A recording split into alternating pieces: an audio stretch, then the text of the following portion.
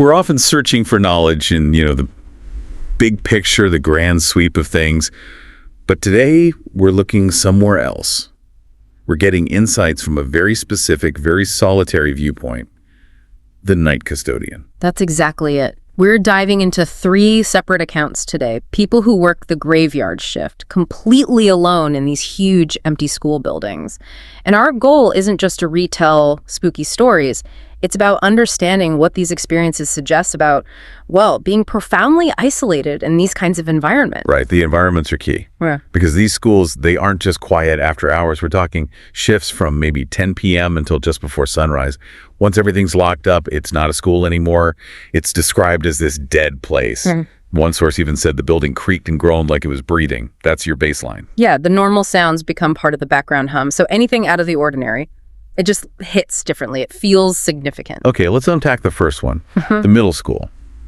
And the focus here, the real source of dread, seems to have been the basement. And it's fascinating how the physical space itself really ramps up the fear. This wasn't some modern finished basement. It was built in the 50s, described as a concrete maze, damp, musty, filled with stacks of old desks, forgotten textbooks, just junk, really. Like a time capsule nobody wants to open? Exactly. Even if the lights worked, which often they didn't, it's a sensory thing.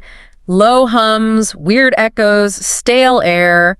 You're already on edge. And there was that warning, wasn't there, from an older custodian? Yeah, that detail's important. This person felt uneasy from the start, and then the veteran crew makes this joke, but it's kind of dark. Tells him, basically, avoid the basement. It's not worth it. It's haunted. Even if you laugh, that sticks with you, right?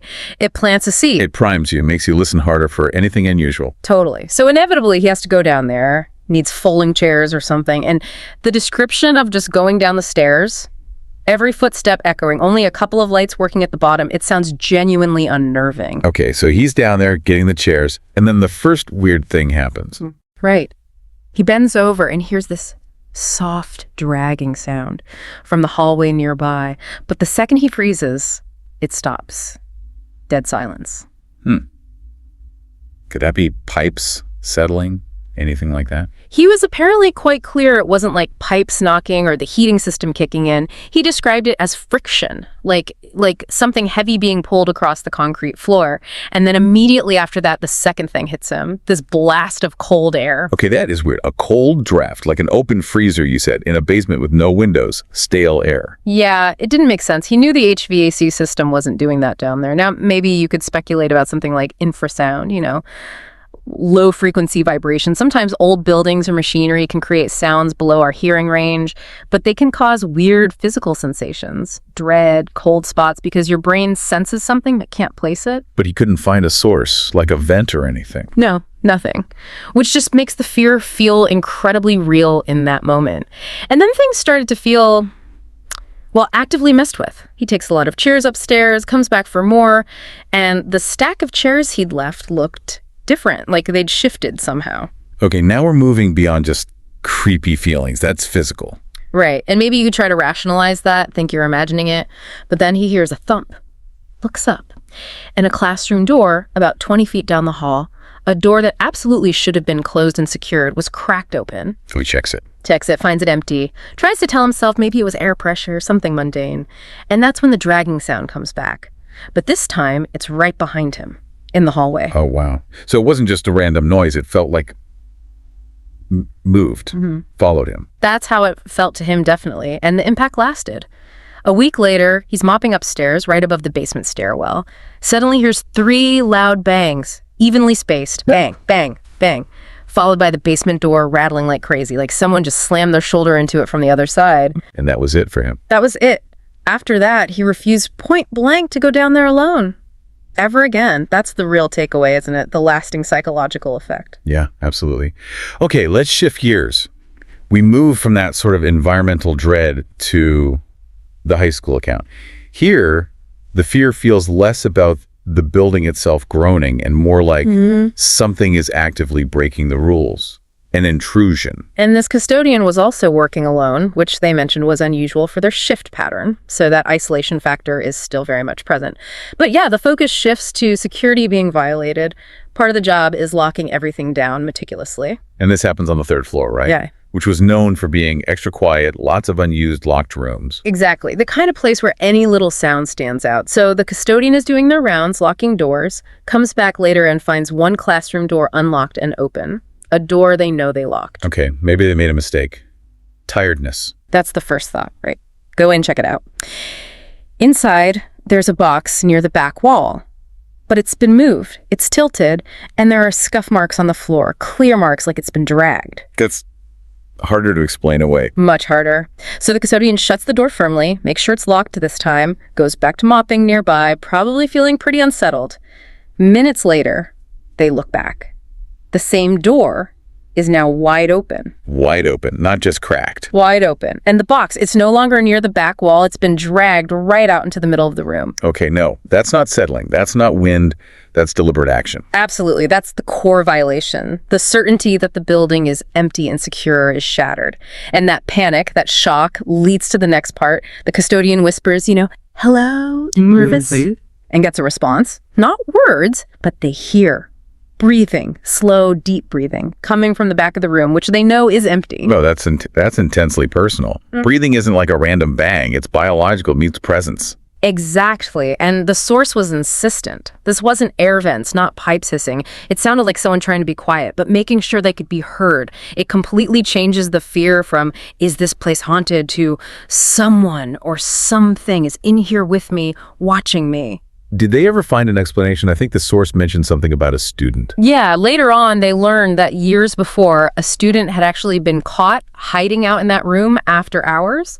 So there's your potential logical backstory, maybe. But the custodian was clear. That historical footnote did nothing to explain the box moving twice in a locked room that night, or that breathing sound. The immediate fear was overwhelming, and it stuck. They avoided that floor whenever they had to work alone after that. Understandable. Okay, third account.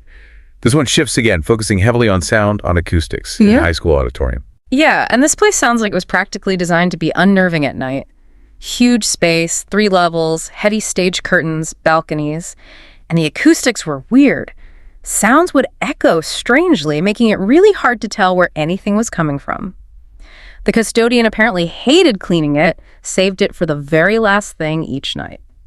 Dragging out the inevitable dread. Ow. So what happened there? Started subtly. Faint rustling sounds, maybe from the curtains, easy enough to dismiss. But then came distinct, slow footsteps, walking across the wooden stage. Which was empty.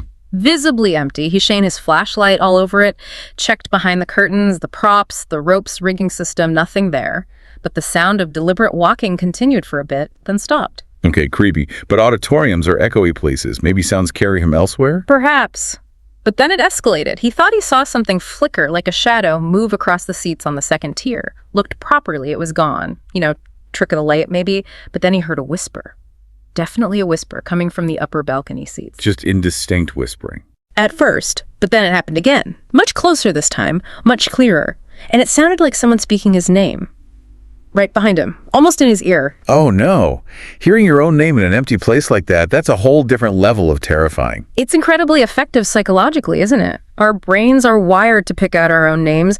In an environment like that, full of echoes and ambiguous sounds, if your brain even thinks it hears those specific sounds, those foams forming your name, it feels absolutely real, undeniable, personal contact. While he was reeling from that, did anything else happen? He thought, just for a second, he saw a figure, a silhouette, sitting up in the balcony seats, blinked, and it was gone. Could have been his eyes playing tricks after the shock. But the experience ended with sound again. Soft footsteps, moving slowly across the balcony floor above him, like someone was pacing up there, just watching him. Until he left. Until he basically fled, locked the auditorium doors behind him, and later he found out the building lore. Apparently, a drama teacher had died suddenly, right there on that stage, years ago. Heart attack. People claim they sometimes still heard him. But for this custodian, the story wasn't the main thing. It was hearing his name.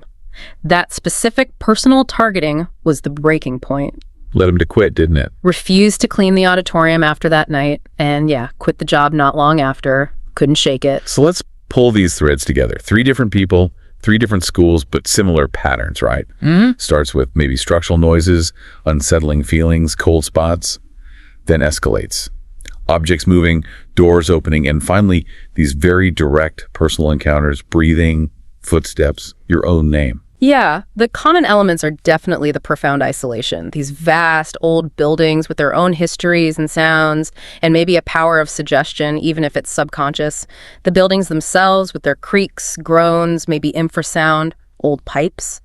They provide this backdrop of sensory ambiguity. Add extreme solitude, maybe tiredness, and maybe that little seed of, this place is haunted, and the brain starts trying to make sense of the ambiguous signals. Turning noise into something seemingly intentional. Exactly. It tries to organize the sensory input, and sometimes it seems it organizes it into presence. Whether it's stress, acoustics, or something genuinely unexplainable, the impact on these individuals was incredibly real.